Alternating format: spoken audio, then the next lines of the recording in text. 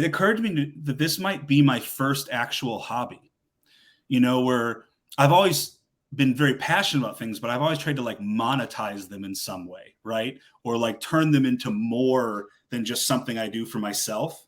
And this is the first time I'm doing something a lot. Like I'm very into it, and I'm really just, there's no reason. I'm just into it because I'm into it, Right. and I'm not trying to monetize it. Like there's no part of this that is, I'm trying to like, commercialize in any way. I'm just doing it because it's fun.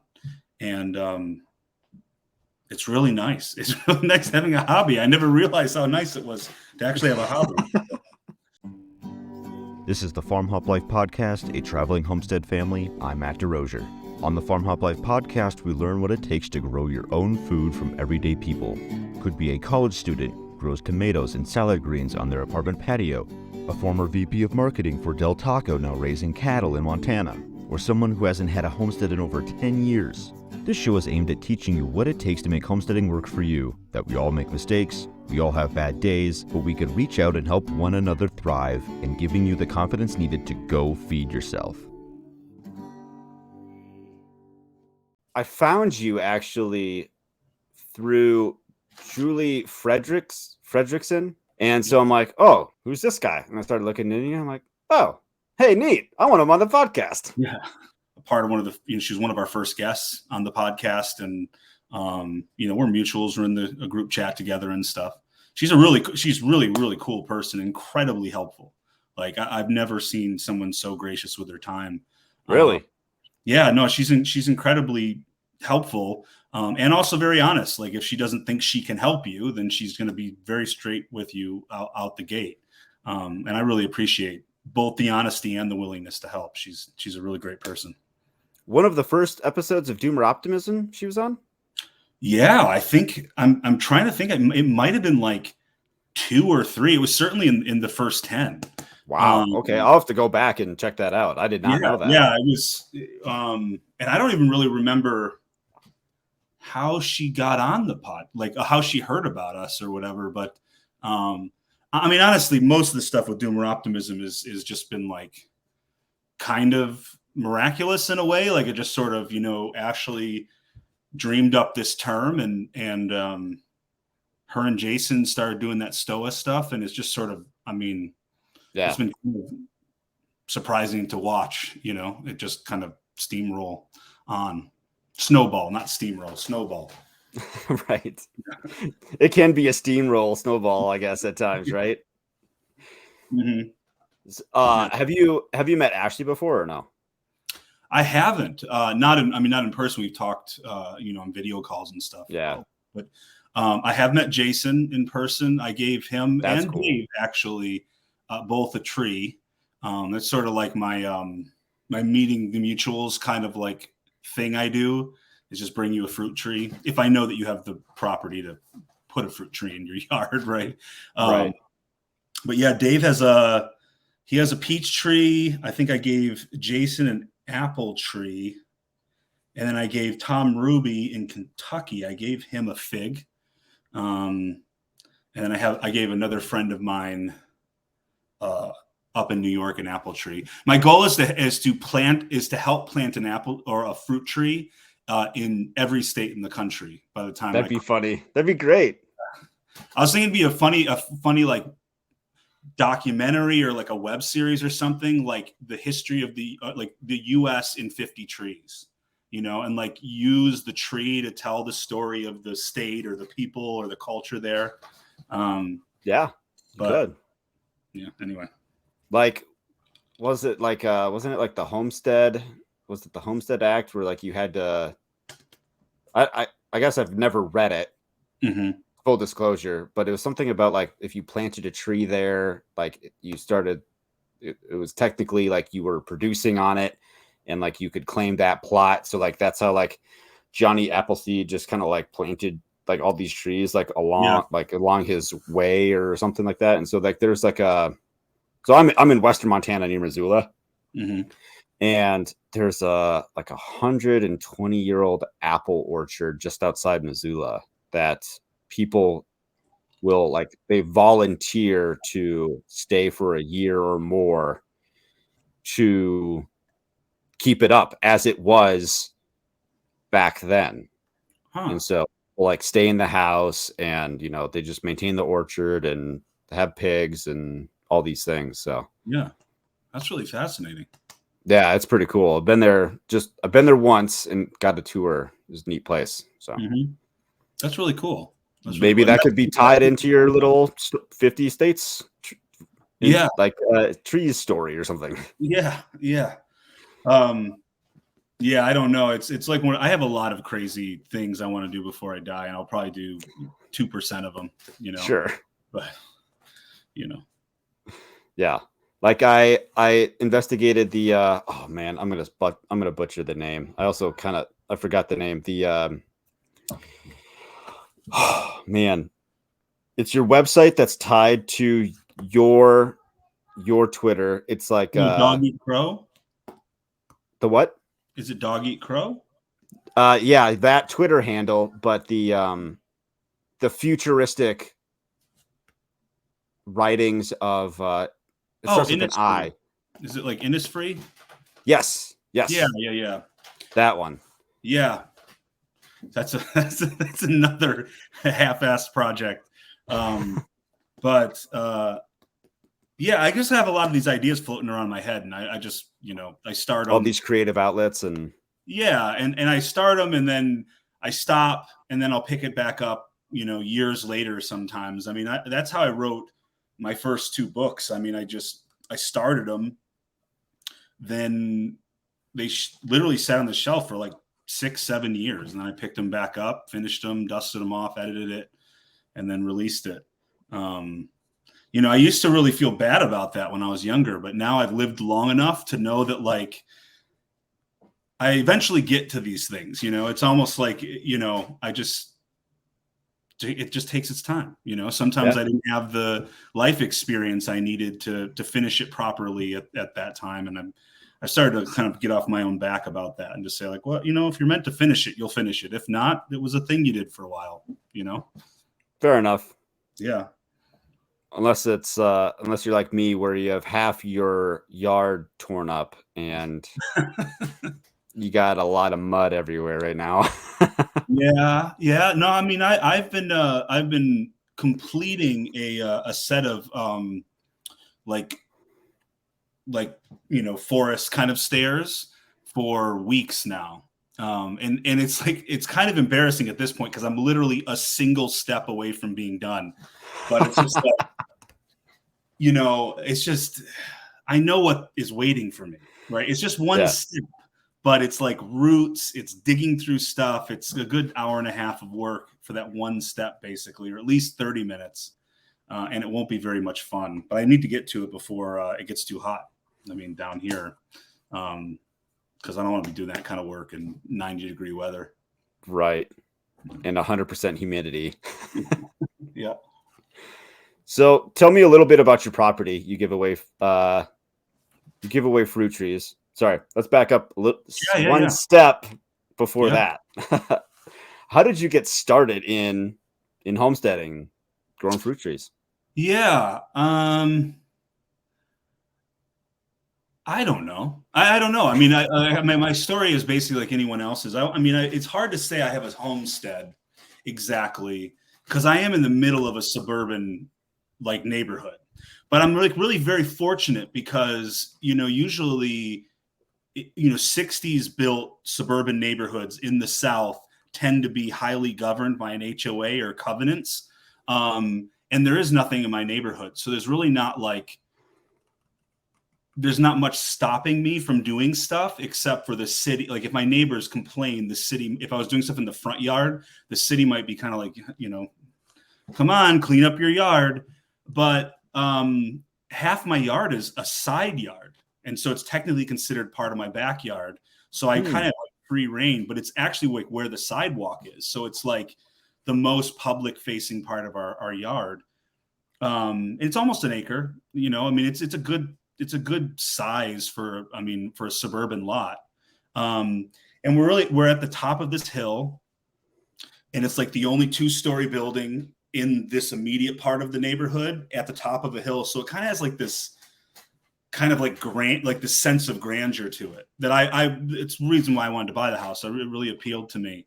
Because when I was growing up, like Georgian houses were always like, oh, that's where the rich people lived, Right. So I was like, I love it. Georgian house with crown molding. Like, this is awesome. It's got that kind of 60s charm to it. Yeah, so it really just started with, I bought this place. My wife and I bought this place 12 years ago. And it wasn't until about 4 years ago that I started like wanting to grow things. I don't really know where that came from. Like, it was just like, I started to live a more al fresco life, right? I used to sit on our back patio a lot more. I'm from Michigan. So like, I can basically sit outside 9 months out of the year, without being too cold. And so that's kind of what I do. And the more time I spent outside, the more I was like, what else could be done with this place, and then that really like kind of kicked into overdrive with COVID. And I'm sure that you hear that all the time. It seems like, it was an important period in most everyone's life, in some capacities. Some where it was really bad, some it was really nice, but it definitely feels like it changed most everybody in some capacity. And for me, it was just that I was spending all this time in my house, like looking around and just being like, there's all this possibility around me. I'd always felt really like hemmed in, I always felt like, oh, I'm on this little suburban, plot. And, I got to go into the city to do fun things. And it's like, I'm so removed and I don't really want to be here. And then just being like stuck here, it like forced me to be kind of rooted. And I was like, wow, this place actually isn't that bad. Actually, if I started putting trees here and doing some stuff, it might actually be a really pleasant place. I started, paying attention to the insects and the birds and the when deer would come by, or foxes, or,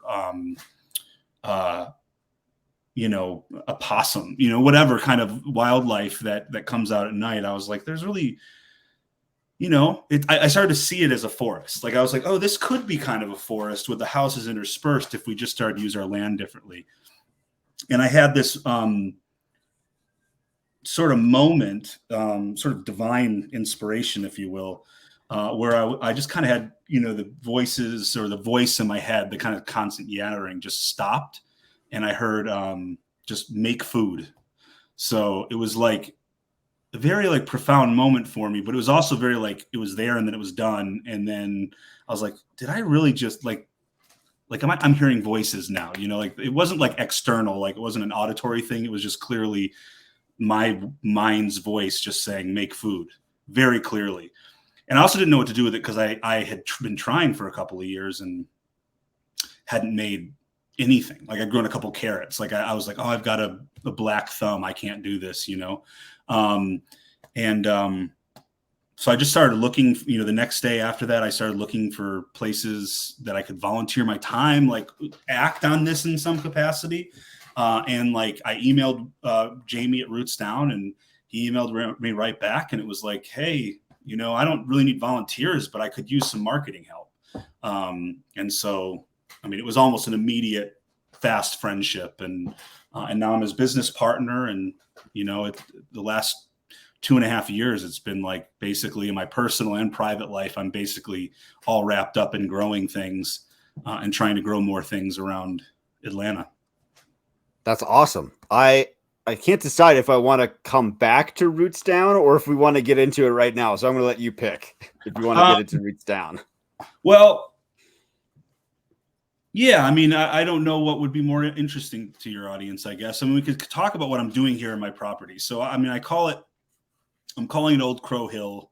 It's kind of an awesome name, because it's not a place, but I kind of imagine like that, like if, over time, right? Like if I get old and I'm the crow on the hill, and people are walking around more, and it's maybe a less auto-centric world, maybe a smaller world, we could kind of rename these places, like placify them, if you will.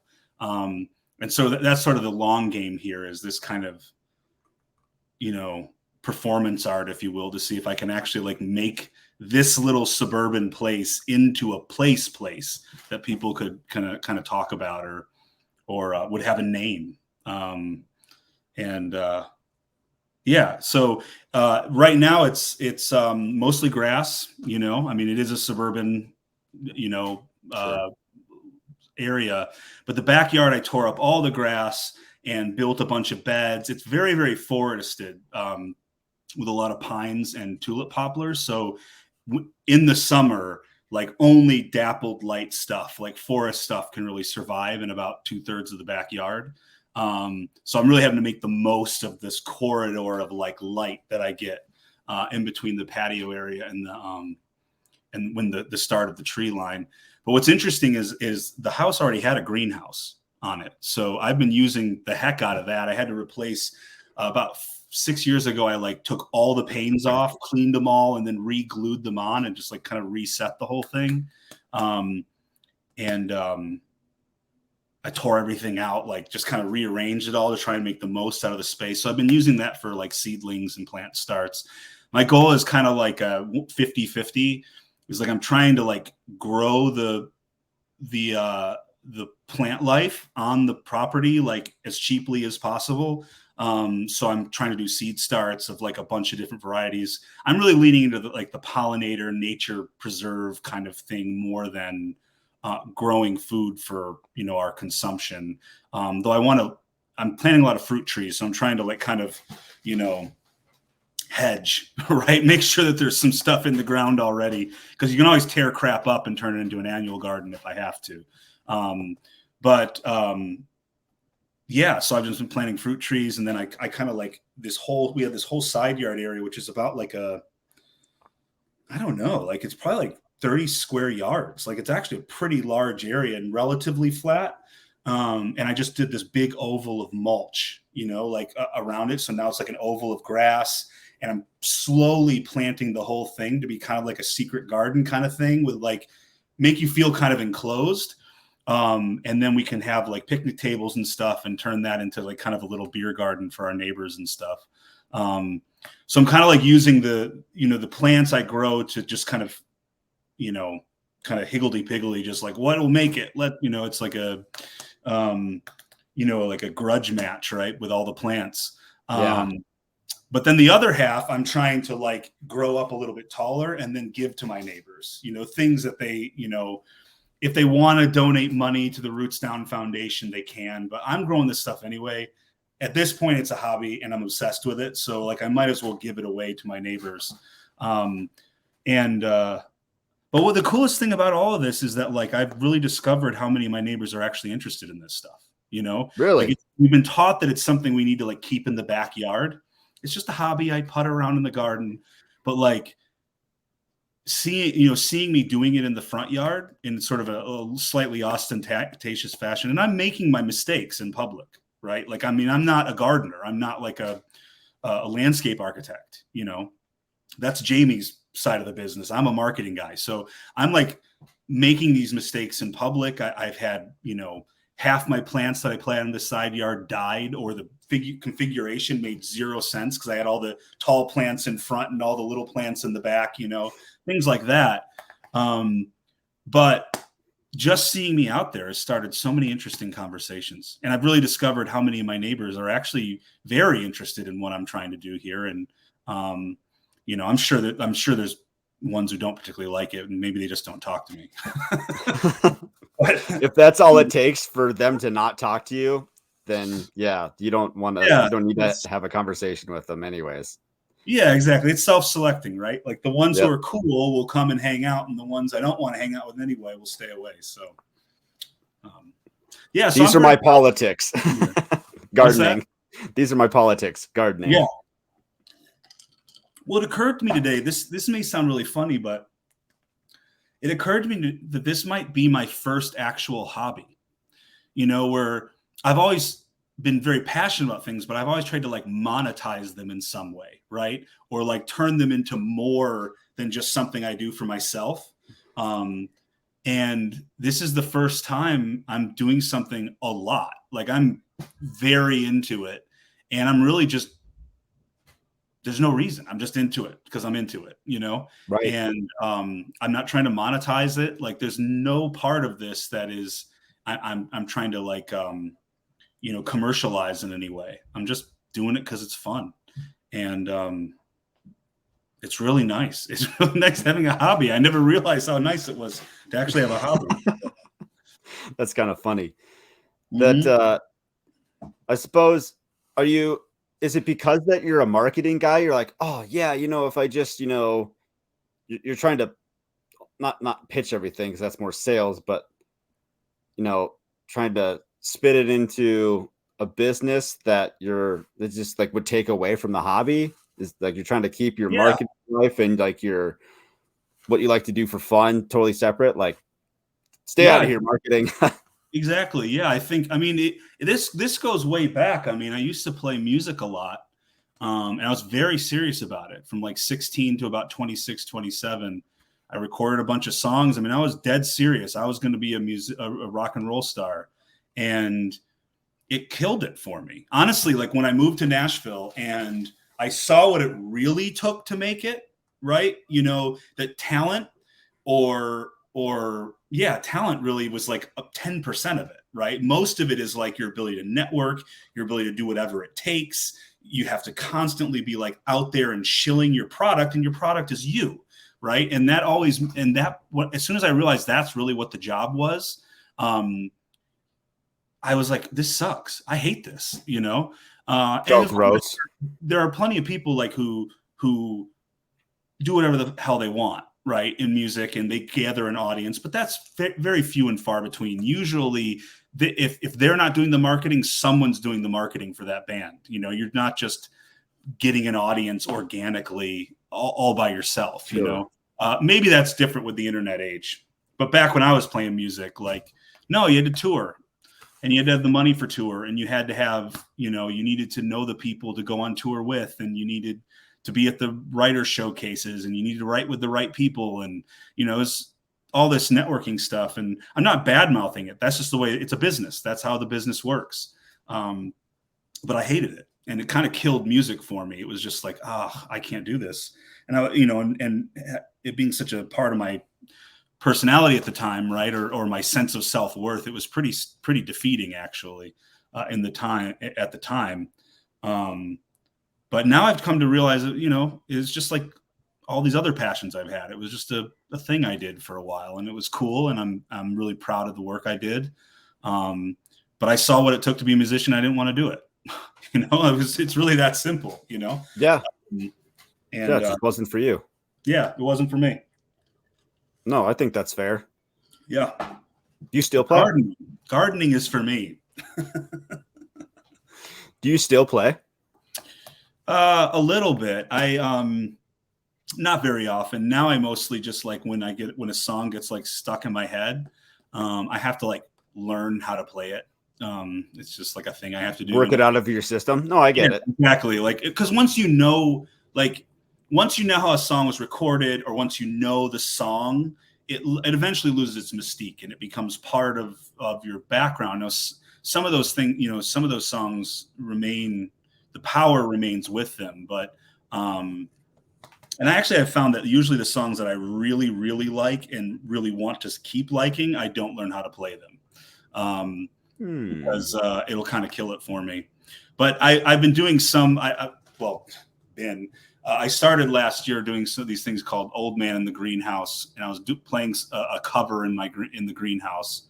I think I did about 3 or 4 of them. I've got a song now by Jack Van Cleef that I absolutely love called Rattlesnake that I'm like, it's in my head. I got to learn how to play this song, and that'll be the next Old Man in the Greenhouse if I ever get around to it. That's funny. Is that on YouTube, or you just do it for? It's on YouTube. I mean, it's a one take thing. Like I just plot, I learn how to play it. I plop the phone down, record it in one take, and then upload it. I'm gonna have to look that up. That sounds funny. Yeah. So your garden, your greenhouse, you mentioned like the oval part on the side of your house. Mm-hmm. I've never heard anybody say that they're designing something specifically for community like that. You're like, you said, like a beer garden for you and your neighbors. That's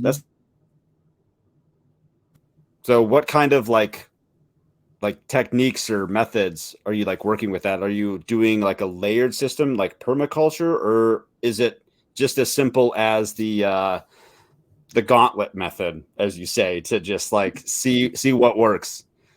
Yeah, I mean, I'm learning as I go along.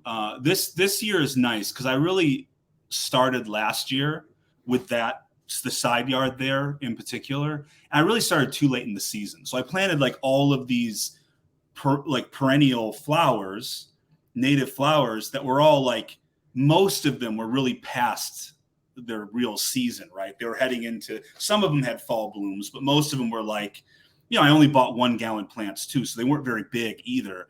And so it definitely looked a little scrubby last year. Like it was like I lay, and I didn't spring for like real mulch. I used chip drop. So like it was just like pines, right? It was just like a mix of stuff. And so it was kind of like scrubby mulch, which I used to kill the grass. I just mulched it really, 6-7 inches up, and then planted stuff. And so admittedly, like last year, it was a little like, what the hell is this guy doing? Like it looked a little crazy. But this year, all the perennials are coming back, right? And like they're coming back twice as big as they were. And now they're having a whole growing season. So they're like coming back bushy and stuff.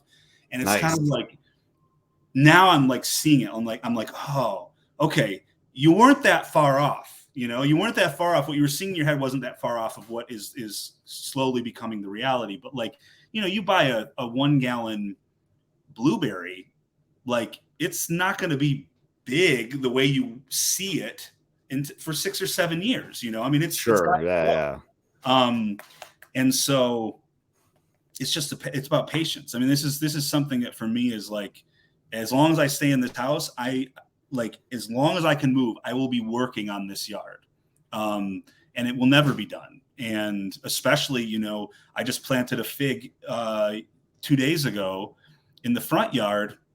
It's a 3-gallon fig. Like this thing, 4 or 5 years before it's really like big, producing a lot of figs for me, And that's assuming I put it in the right place, which I won't know for a couple of years, really, whether it's in the right place. I think it is.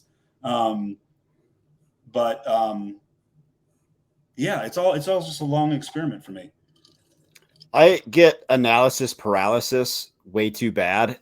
Yeah. Like, I'm like, oh, I could do that here. I don't know. Maybe no, I don't know. And so like I had to have somebody come out and like we did a property walk. He did a evaluation with me. He was here for 2 hours just to like basically talk through a bunch of stuff. Mm-hmm. I could have paid him to come up with a plan to like, draw it all out, pretty pictures, do this, dummy, kind of thing.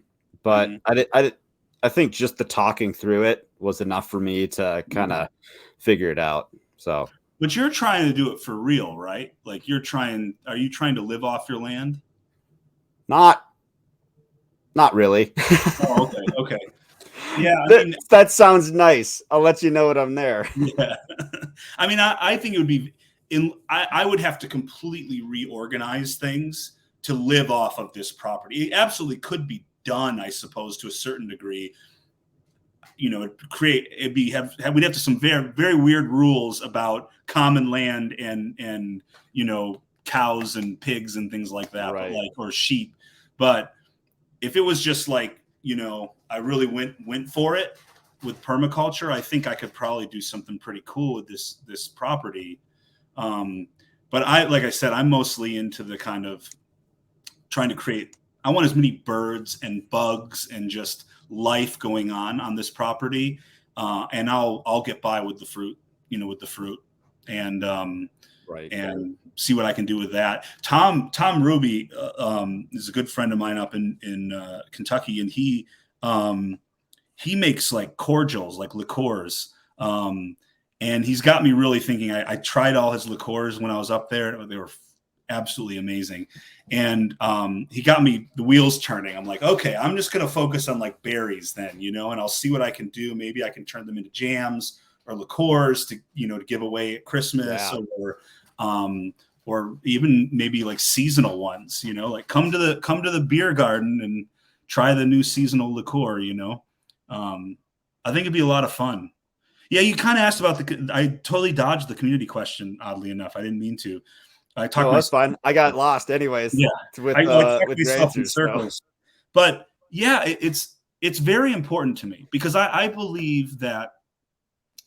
Well, I have this crazy idea that suburbia, if you squint, right, is actually very beautiful. If it's like if we could scrub the car infrastructure right out of there.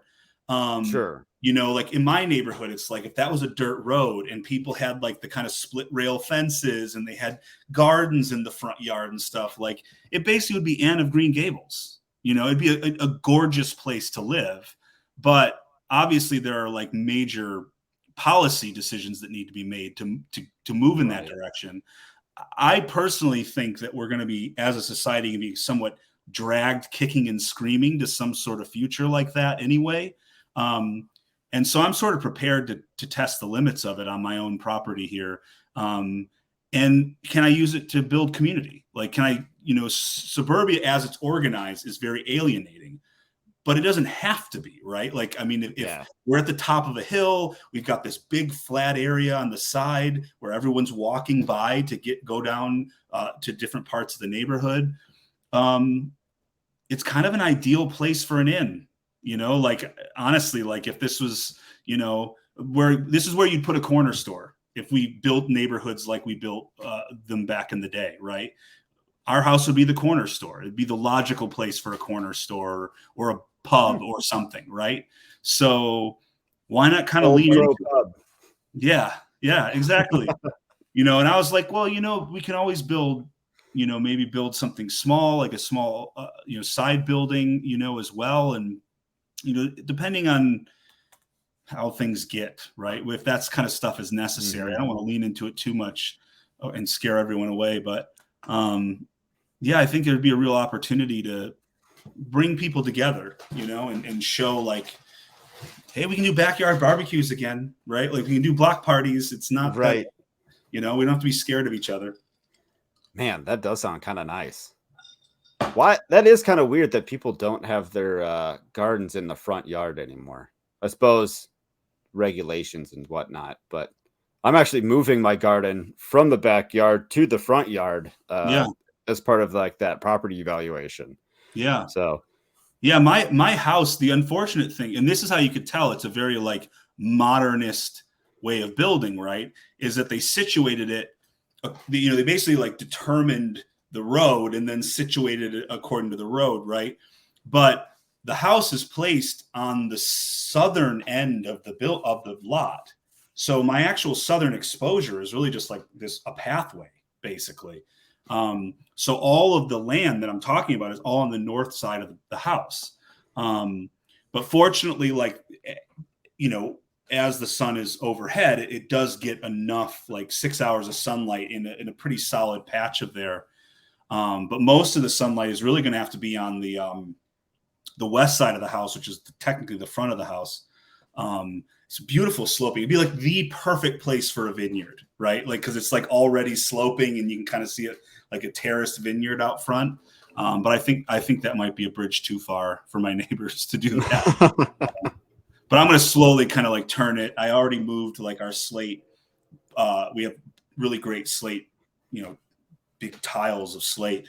And I already moved them to the middle of the property. And so the idea is kind of like a trellis and like white picket fence kind of thing. And the whole front yard be a garden, but when I say garden, I mean more like Garden of Eden, like more like, or like a botanical garden, less of like a traditional annual garden or row crops, I just want like life everywhere, and that sounds so nice.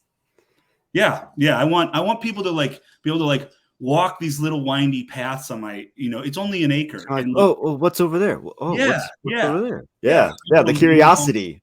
Yes, exactly. I want it to be whimsical and just fun, but like not like dorky whimsical or whatever, but like just like nature is whimsical. Like when things are in natural order with each other, there's a power there, and you can tap into it. And I'd like this part of the world to be like that. Yeah. Like someone picks something up, like you telling me I can eat this? What is this? And you can eat it. Don't eat that one over there, but yeah. I've been my second social media account of choice is Instagram. I have been getting into this kind of Instagram Reels loop. But there's a funny one that kind of is going around, like the mushroom forager kind of community of just sort of like, think you got wild carrots? Really?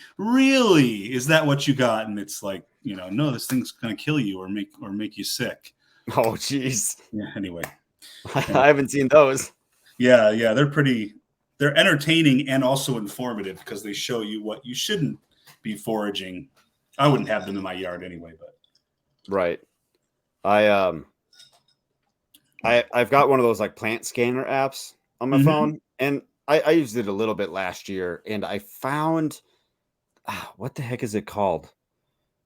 I don't remember. It's a cool looking flower, but it like will kill horses, and so I'm like, holy smokes, what is that even doing here? And it's it was kind of wild to find that. Just like, I don't even know if I should look at it. Like, is it gonna get me if it can kill a horse?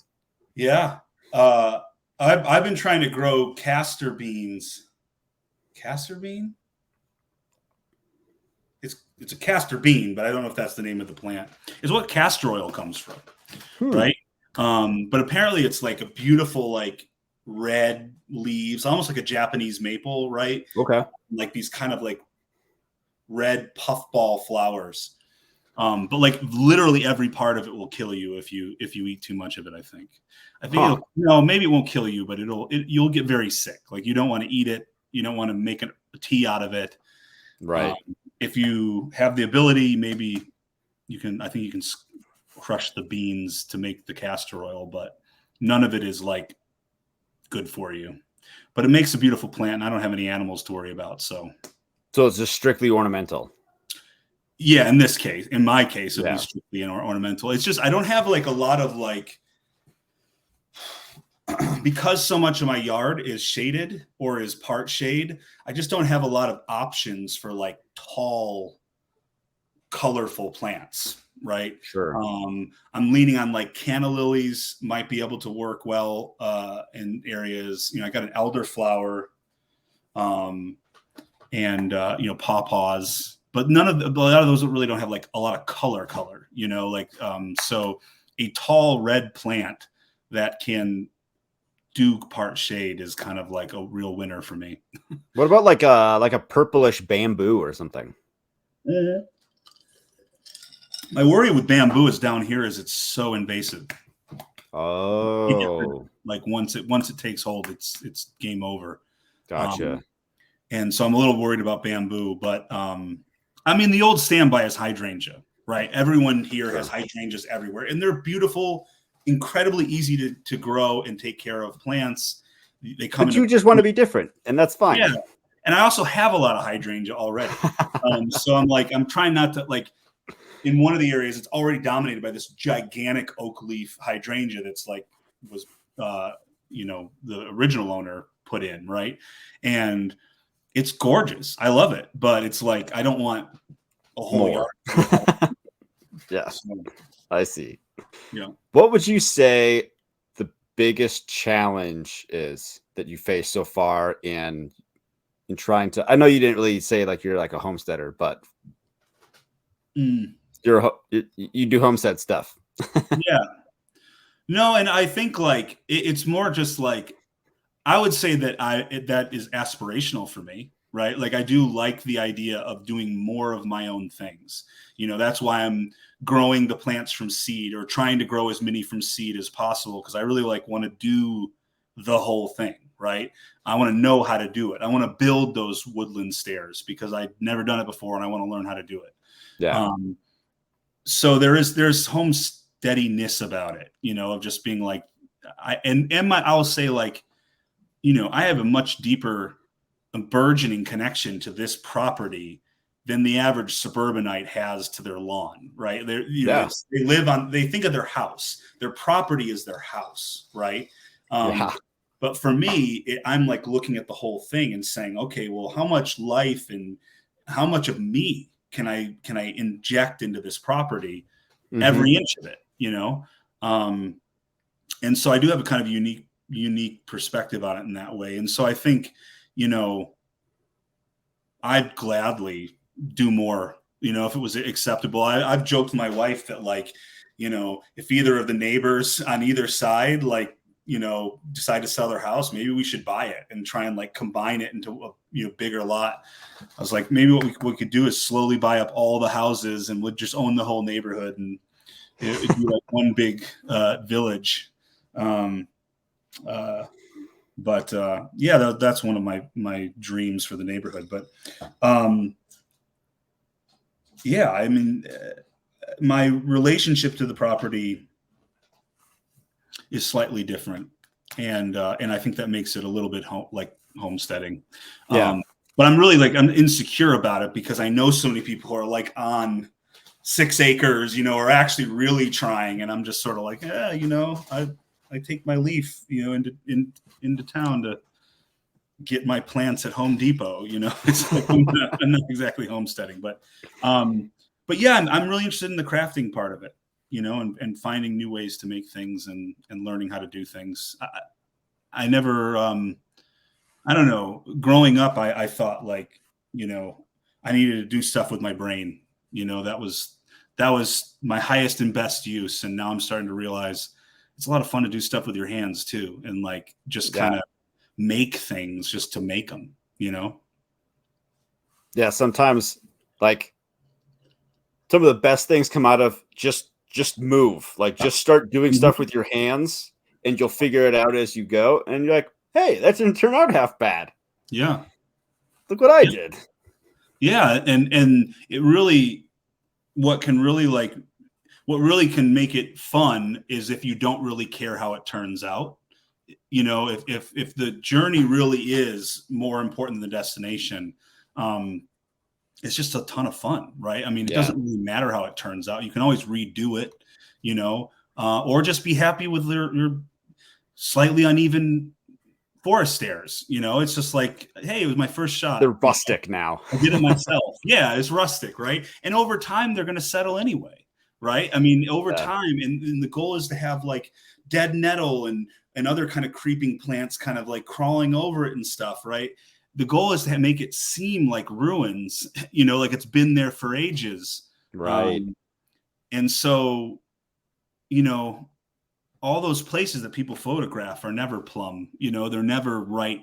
Maybe I'm sure they were when they were originally put in, but part of the charm of it is that they're not quite right.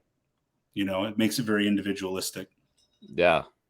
You're going to have to send me a picture of these forest stairs, because now I'm super curious what they look like.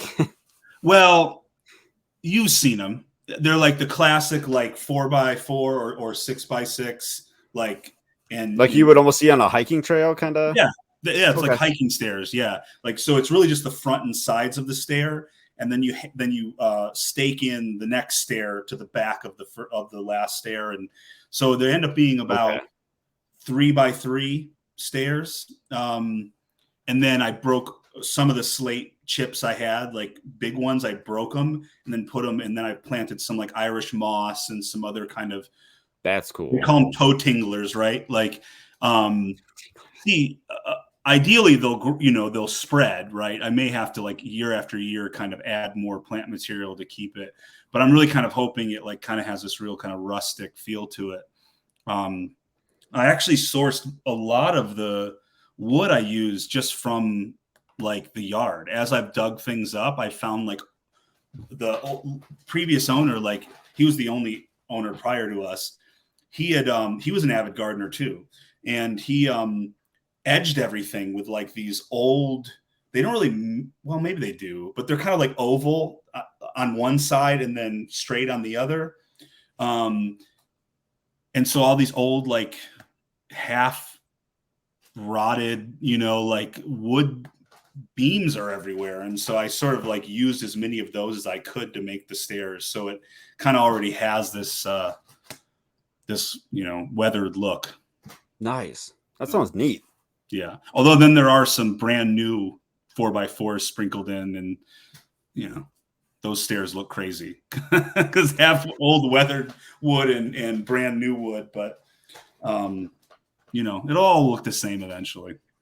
They're giving me ideas about. I'm doing kind of like a terrace on the side of my house, like a terraced garden, and I've got a 2-foot rock wall going on. Now I'm not like using mortar to. I actually just bent fencing in like a U shape and then tied the sides together so they wouldn't collapse out or whatever. And then I'm placing them in so that it'll look nice and kind of go up the side of like the side driveway around the house, kind of whatever. Yeah. But now I could plant something near the edge that would kind of like fall over the side of the rocks. Yeah. And then maybe eventually, moss or lichen would start growing on the rocks. But I live in a high and dry climate, so there might not be too much moss. Might take a while. Yeah. You never know, right? I mean, the funny thing is that if you're open to nature offering you some new ideas, like there's a lot of cool stuff that just pops up. Like, I mean, I've been doing this kind of like half joking like tweet series of like things I found on Old Crow Hill, and they're just like the weeds. I mean, they're weeds. Like there's no way around it. They're just very common native stuff that just landed in my yard somehow. And I'm sort of like, you can stay, like you're not hurting anybody and you look fine. Yeah. And I'm sure there's some native insects that love the shit out of you. And so like, let's let you stay for your season, you'll be gone next year anyway. And if not, then I'll figure out what to do with you because where you're growing right now is not necessarily the ideal place. That's funny. But there's like blue mist flowers that grew up like crazy. Here's the funny thing is I had actually gone to a native pollinator, a native pollinator store, right? Which I really like frequenting. They're called Beach Hollow Farms. They're lovely. And I like frequenting them because you can get a lot of interesting plants, right? And I'd seen a blue mist flower and I was like, that's a gorgeous flower. I mean, it like kind of has this, do you know what a blue mist flower looks like? Not at all. It's almost a fizzy. Like fizzy is the way I describe it, but it's actually purple, and it's like this kind of like fizzy top, cluster, like tight cluster of flowers. And I was like, it was like $20, and I was like, oh, I've already spent too much. My wife will kill me. I won't get this time. And then like 3 days later, I noticed like this whole patch in my side yard of like tons of blue mist flower had just volunteered on my property. This is it. Yeah. Nice. And from a distance, like from a little bit away, it just looks. I mean, fizzy is the only way I can think of it. It looks like the evanescence off of a purple soda or something. It's just like cool. It's a really really pretty plant. And it's good because it kind of grows in that cool like kind of 24 to 36 inch area. That is really good for that second tier if you're trying to like tier up the heights of the plants. So I just straight up snagged a couple of them and hung them upside down in the greenhouse and just let them dry through the winter. And then just there's an area where I wanted them. I just sort of like shook it out this spring. So we'll see what happens. It can be a little invasive, so I might have really stepped in it with that, but you might get that evanescence or that essence thing. I kind of knew what I was doing. It was an eyes wide open experiment. Like it was an area that I could sacrifice to the blue mist flower Okay. if I decide to take over. And I can always till them up, like if I don't like it, I'll just tear them up and put something else there. So gotcha.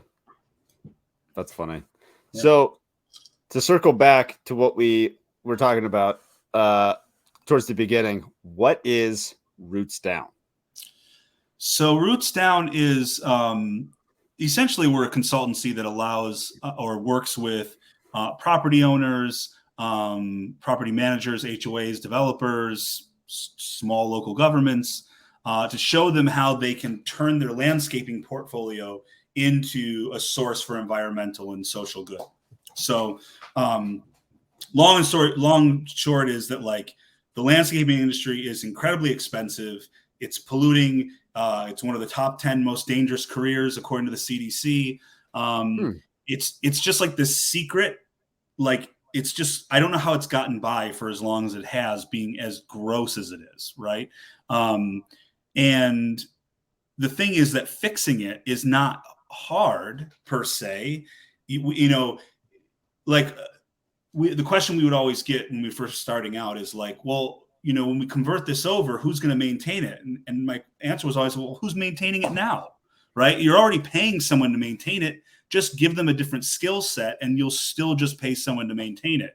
Only now, instead of pumping chemicals into the waterways and using all of the precious water during drought conditions to maintain a lawn that no one uses, it can actually be a wildflower meadow, or it can be a learning garden for the school, or it can just be a beautiful space that's used by nature, by other animals, not humans.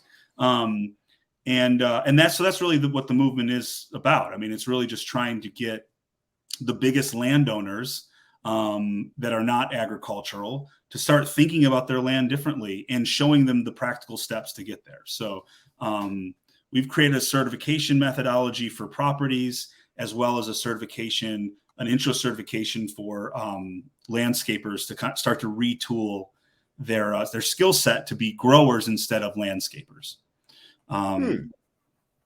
Yeah, so that's what Roots Down does. It's been pretty cool to like kind of have so much overlap between my personal interests and what I do for a living. I sort of, even when I'm doing sales calls and stuff, I'm never really selling. I'm just talking about what I love to talk about. And they're either with it or they're not. And, I don't really care. I'll move on to the next call then if they're not interested in it. There's so much opportunity. There's 50 million acres of lawn in this country. 50 million. Wild. I mean, to think about in comparison, if we were to turn all of those into orchards, we would increase U.S. Domestic production of fruit by 5 times. Lawn is the single largest irrigated crop in the U.S.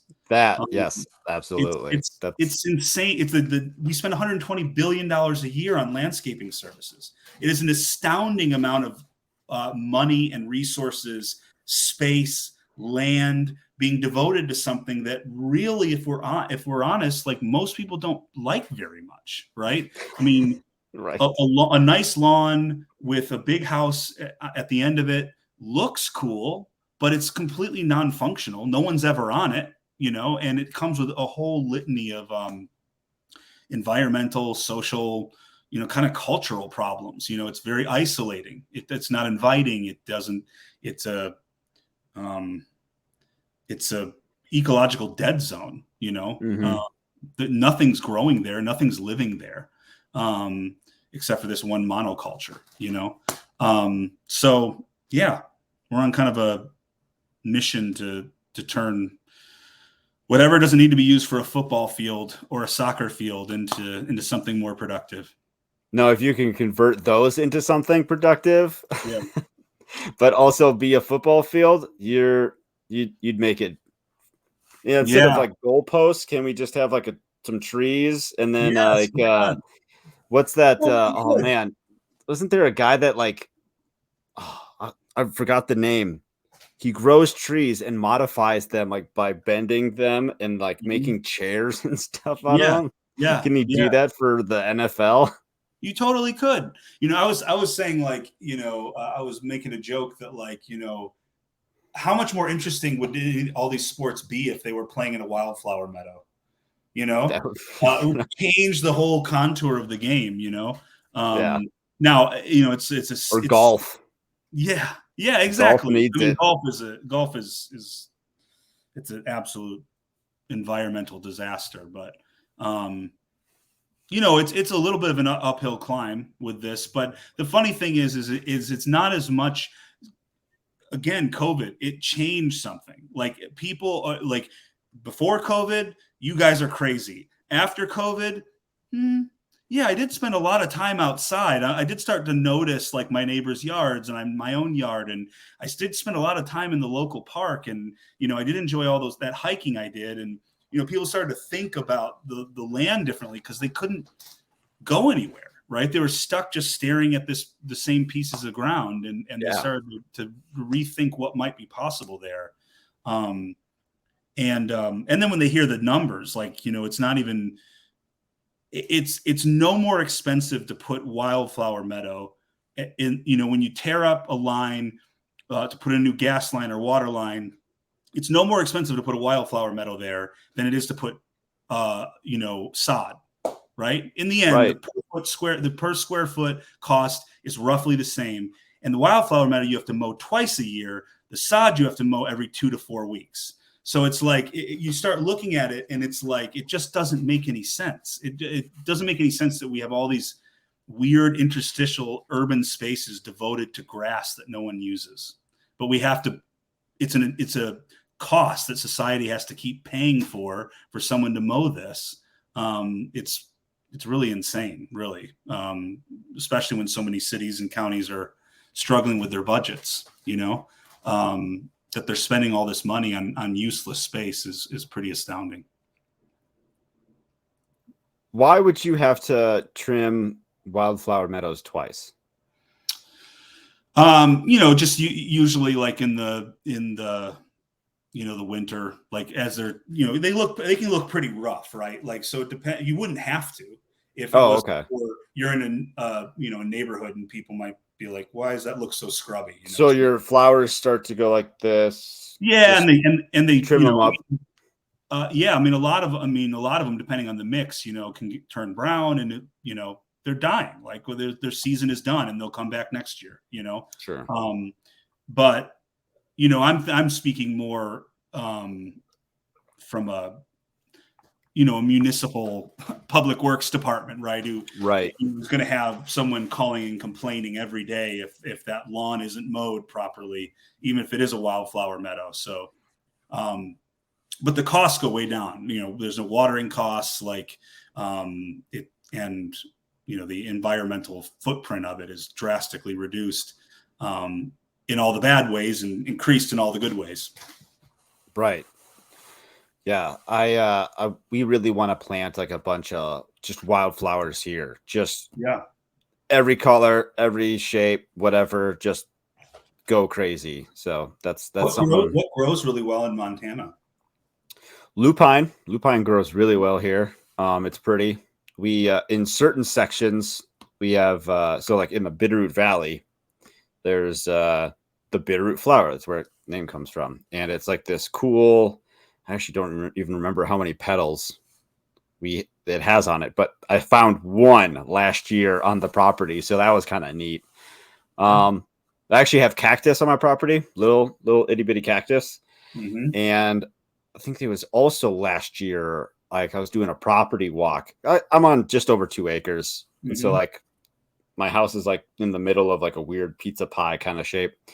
And it was kind of just walking around the outside. And I always knew that there was cactus there, but I looked and it had like this nice, like big flower on it. Like, oh, that's so cool. That like, nice. I don't know. I just thought it was most of the time it's just cactus. It sticks to your boots, sticks to your pants, sticks to your hands. Like, didn't know that kind flowered. So yeah. Does it flower every year, or is it like this was the first year I've noticed it flower. Now I'll have to go back and look at my photos to see when I saw it flower, and see if that happened again this year. But yeah, isn't that cool though? Isn't it like the not knowing, and just sort of being like, I'll find out next year, you know, like, I mean, I guess you could probably look it up and, you know, but I don't know, that's sort of the start of like a relationship, right? With this Yeah. plant. Like, I'm going to know this plant on an individual basis now, you know, Right.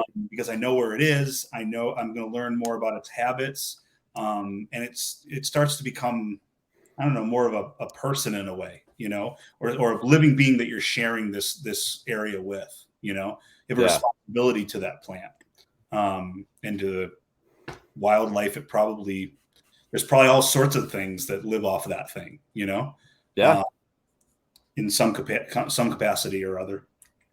There was an old barbed wire fence on the property, Mm-hmm. and almost all of it was fallen down. Barbed wire was like in the dirt and stuff, and so I cleaned a bunch of it up. But there was one post uh, on the property line that was still standing, and there was I think it's a dogwood. Now I don't know for sure, but there's like a younger like kind of dogwood that kind of did like a half wrap around the post, and it flowers for man, it's only a few days. I think it's like in April or May. I can't remember, but I left it alone, and I actually took a little bit of barbed wire and modified it, so like I kind of brought it around a little bit more so it faces the house, so when it does bloom, like we can see all of it instead of like most of it, I guess. And so that Are they post is white just going to stay flowers? there forever. Yeah, they're white. Mm-hmm. They're kind of like four petals. Honestly, I've never gone up like right to it to like check it out. I just like looking at it Sounds like from the bedroom window. Yeah, it sounds like a dogwood. Yeah. I mean, dogwood. So like down here in the South, like dogwood is native, you know, and it's beautiful. It's a beautiful tree, right? And it's perfect because it's like a mid level tree, right? It's not a very large tree, but it's everywhere down here, like everywhere. Crepe myrtles, dogwood, eastern redbud, like these are like Japanese maple, like these are the trees that everyone chose for color in the 60s, and so they're like everywhere. It's sort of an embarrassment of riches, right, in a way, because it's like they're so ubiquitous that it's kind of like they're not as remarkable. But it does, I mean, it makes a real show in March, right? Because you have all the dogwood, all the eastern red buds. You've got the Japanese maples finally starting to push their leaves out and stuff. It ends up being like a really beautiful show for about 2 or 3 weeks. Oh, tulip magnolias as well. I have a tulip magnolia in the backyard, and it's so beautiful for like 4 minutes. I'm always just like, geez, oh Pete, all of that work, and you last like 4 minutes. I mean, seriously, it's like it blooms, and then we get one storm, and all the blooms are gone. You know, which makes a really beautiful carpet of like cream and pink on the ground for a couple of days until it turns brown and becomes mulch. Right. Yeah, there's so little vegetation on my property that I mean like leafy vegetation. Yeah, because I've got lots of sagebrush, and that's cool. I like the sage. It looks good, smells awesome. So like when anything flowers, I'm like, this is great, even if it's just like a simple dogwood. And I'm planting a hedgerow along the I'm above an irrigation ditch, and so like it gets really steep. So I'm planting a series of white and purple flowering locusts, Siberian pea shrub, and Rosa rugosa, kind of doing some sort of like pattern. So all of those will flower and create a nice thick edge. Yeah, that sounds beautiful. That really sounds lovely. Would you be able? Are you able to see it from the house? Yes. Okay, right on. Yep. Yeah, that sounds lovely. That sounds really lovely. Yeah, I do have the itch. I feel like I may need to figure out how I can get a larger area, you know, to start to really make a real skunk works. Because this is great. I love my house. I love my property. But when I go to my friends who have more land, I'm like, oh, I could have so much fun out here. You have such a bigger palette and so many more native things, like so many more things just spring up, Yeah. You just have much more biodiversity and opportunity to kind of twiddle the knobs and make some things grow and suppress other things. It's maybe someday. I was going to say you could, I don't know, just get your hands in some sort of project and kind of work on it in tandem with somebody else. So you're not taking on all the work, but yeah, who knows? Yeah. I'll figure it out someday. It's one of those projects, one of those aspirations. It'll happen if it's going to happen. If not, it wasn't meant to happen. I like to say I want to make sure that I die with a lot of unfinished projects, because that means that, as far as I'm concerned, that means I was living to the minute. Sure. I was living till the very end because I thought I was going to finish those projects. And so as long as I'm just tooling away at something, I'll be happy. Yeah. Last question here. Okay. What would you tell people that want to get started planting anything? Start with blueberries. They're so easy to grow, and they grow just about anywhere. Further north you are, it is harder to grow them. But I'm from Michigan, and Michigan grows blueberries like crazy. They're such an easy plant to take care of. They're very hardy.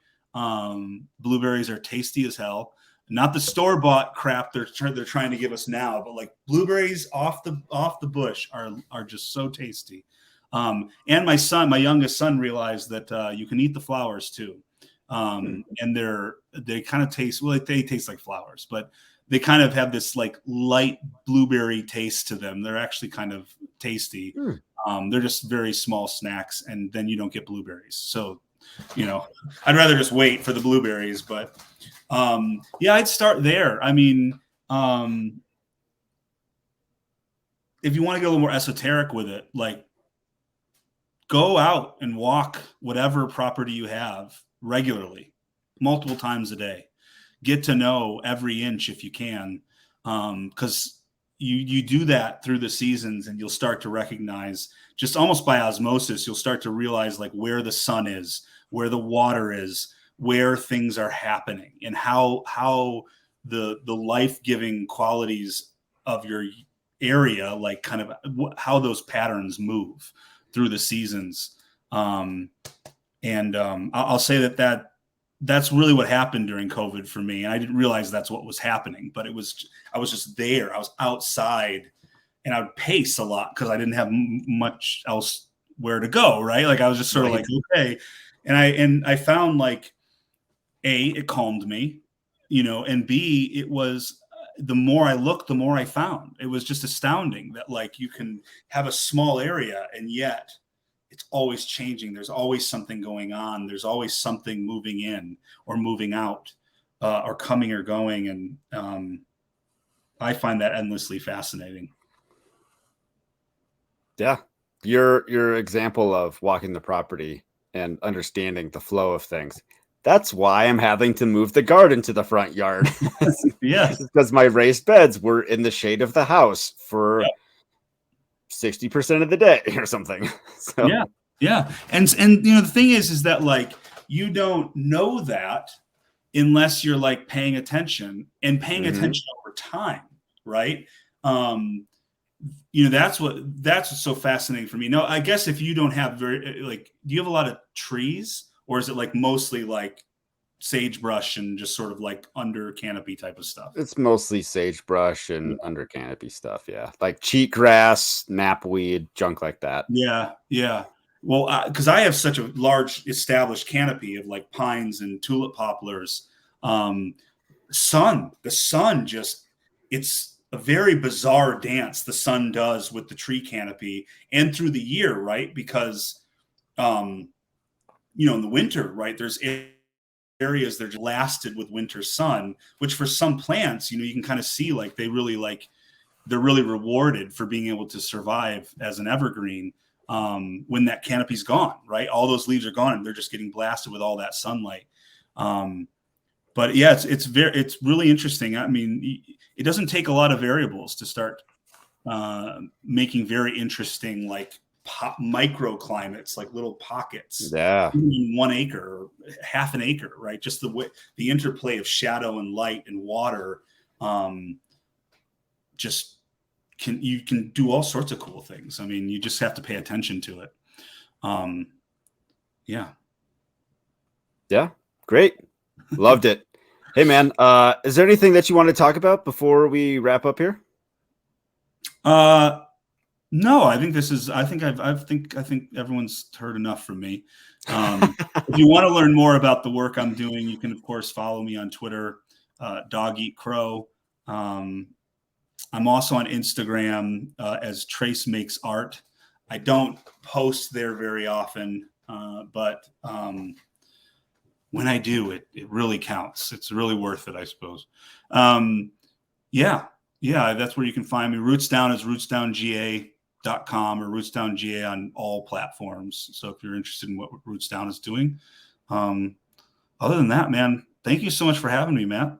Thanks for being here. I really appreciate your time and appreciate everyone for listening. All right. Have a good night. I am Matt DeRozier of Farm Hop Life. Thanks for watching. Don't forget to subscribe and visit farmhoplife.com. Inside of the city, the people are crazy. Out of their minds, they ain't got a clue. We gone away, headed west for Montana. Left family and friends, all I got now is you.